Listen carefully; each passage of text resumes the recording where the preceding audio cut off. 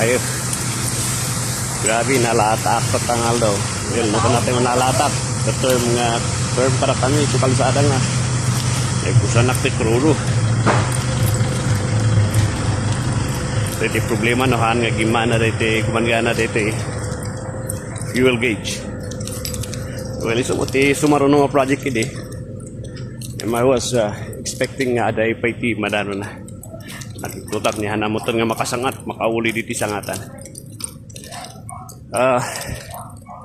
Uri no ko nasasas sa nga kondisyon iti lugan.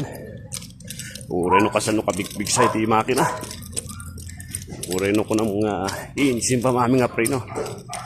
Yung no jay rudo katawan. Awan tidanunan na day tangalugan. Well, it's just a reminder. As we move on, iti Christian faith tayo. That Christian life, katas la pa nagdalyasat niya eh. As we move on, iti pa nagdalyasat tayo.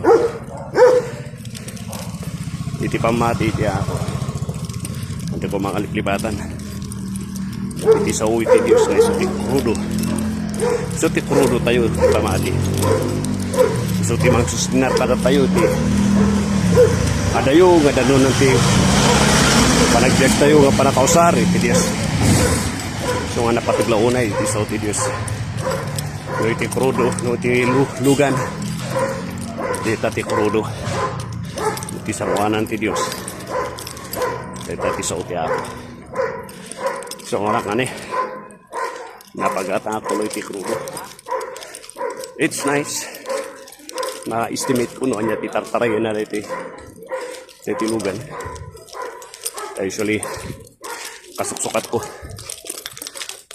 di differential na yun kahit kung nga mamuan niya tikada yung natitarayan na di differential na.